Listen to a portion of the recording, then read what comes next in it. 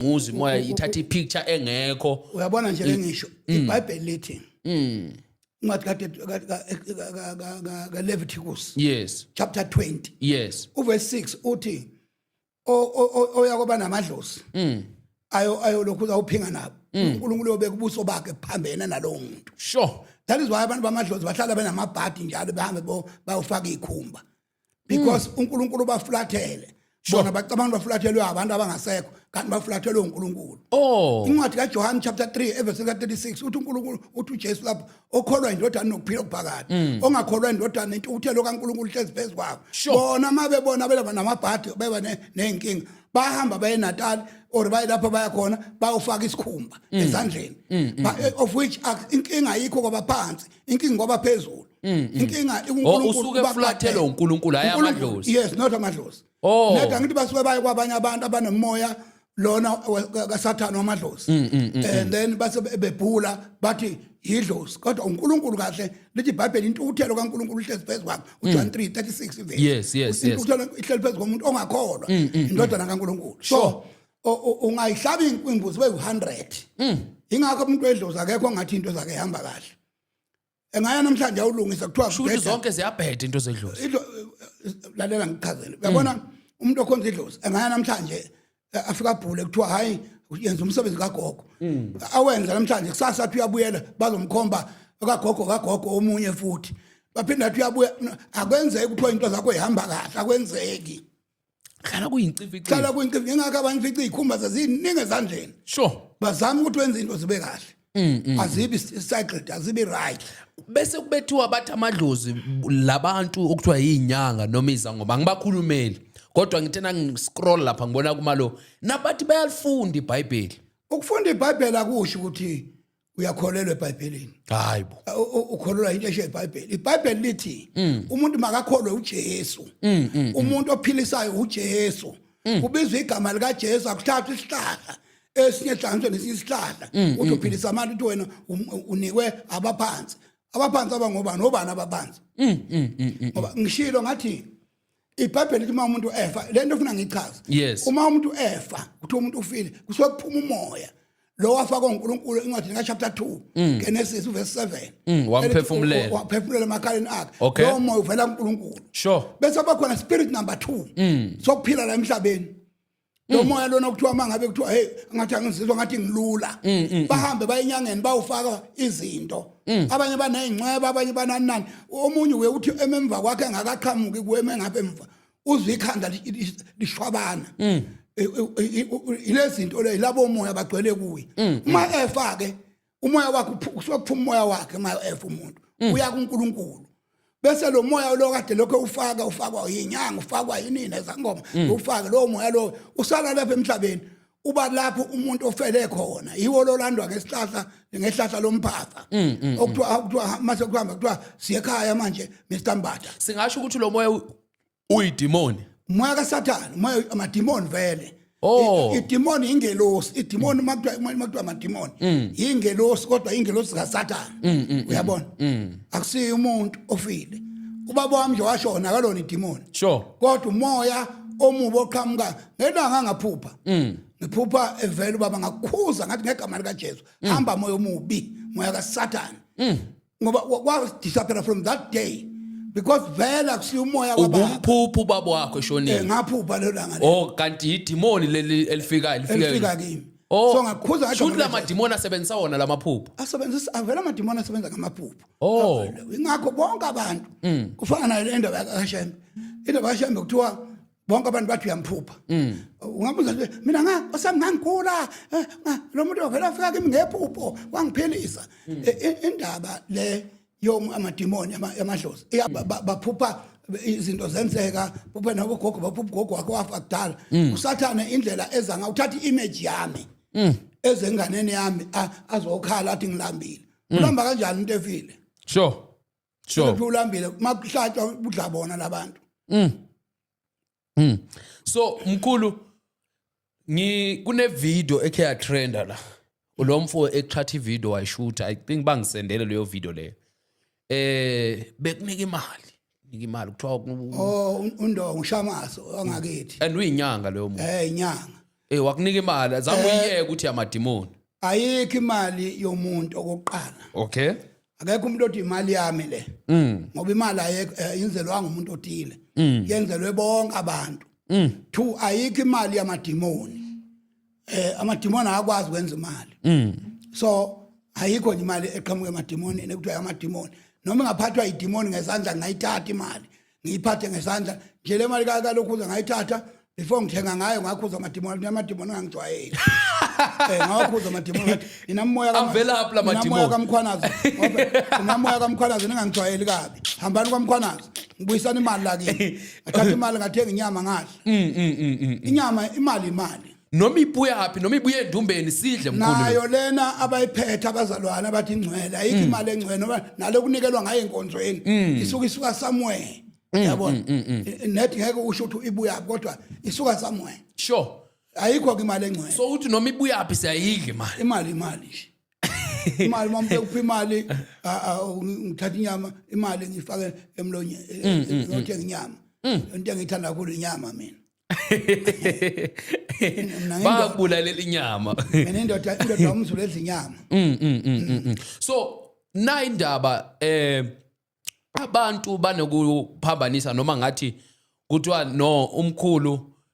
umuntu naye unesiko lakhe noma sithini ngomuntu osindisiwe osapractice ama culture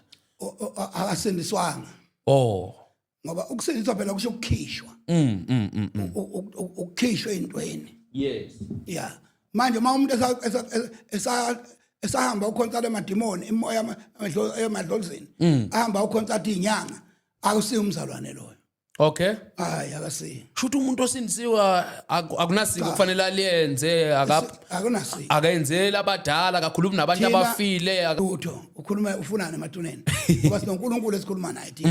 uNkulunkulu niyazi abantu ba contracted izinto kabi bathi noJesu naye idlozi yeah umehluko ukuthi uJesu wafa wavuka okay uJesu wavuka literally wabonwa ngabantu yes uyabona yes so idlozi kuthiwa livukile kodwa siboni lutho nabo abaliphahlayo baliphahla bengaboni lutho sure so uJesu wavuka njengoba sikhuluma nawe nje ilocation kaJesu usezulwini uhleli ngakwesokunene sikaNkulunkulu uyaphila sure so uJesu akasilona idlozi asimbale emadlozini uJesu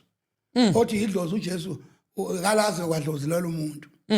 kuthiwa naye uJesu wa practice amasiko naye benesiko la elthini kuthiwa ubeke imjuda akasithi uJesu uprofethiwe ngaye okay from Genesis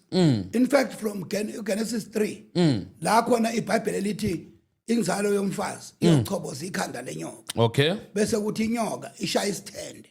so zelo esifazana lo muntu okuthi uzelo esifazana uyinzalo esifazana kusho uJesu encwadini kaGenesis chapter 49 verse 10 uJakob uqamba abantwana bakhe amagama uma efika kulo igama lokuthiwa uJuda ngoba amaJuda kushisizwe abantu abazalwa uJakob kuthiwa ke uma efika kuJuda uthi intonga yobukhosi ayikuphela kuweJuda sure azafike uShilo mafunda iOld version yeBhayibheli azafike uShilo bese lithi izwe zonke zona mathela kuye uJesu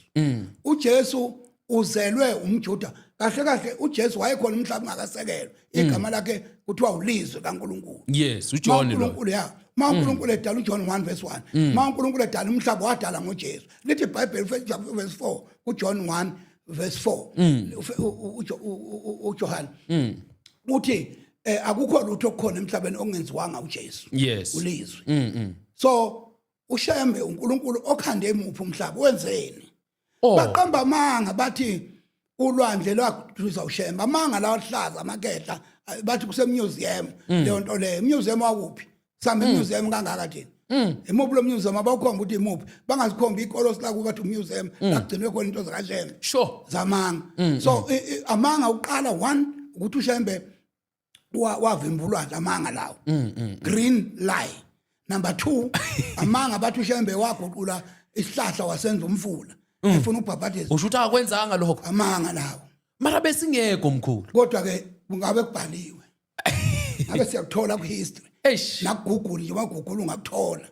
ayikho into eyenzeka le event okuthiwa yenze ngisho uShaka mawufuna uShaka uyagugula kuvela uShaka kunabanye bathi naye uShaka naye uwumprofeti uShaka umprofeti wakuphi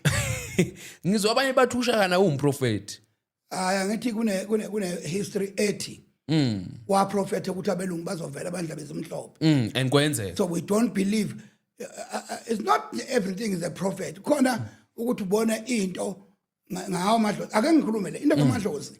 amadlozi akhona yes into engifuna ukuyehlukanisa amadlozi akhona ahluke kanje amadlozi akuyena umuntu owafayo amadlozi umoya kaSathane uSathane ingilozi kaNkuluNkulu vele uSathane lo kwakuthiwa uLucifer unqondo loyo uSathane angavela la njengomuntu avelela eminyango angongoze amela wena uthi ubona umuntu kanti into kaSathane sure ekhandwe uSathane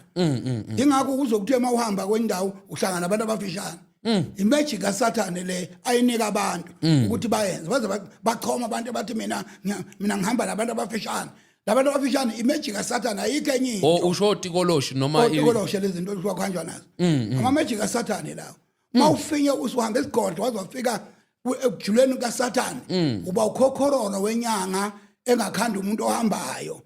uyabona but not that leyo nto leyo iqhamuka kuThixo sure iqhamuka kuSathane ngoba efuna iBhayibheli incwadi ka2 Corinthians uchapter 11 evesini ka14 lithi iBhayibheli uSathane uyaziguqula ingelosi yokukhanya okay that's why ungamangali uma uthi uyaphuma ngelanga kushona umuntu uthi uyaphuma la ubheke encwabeni la kuthola ukukhanya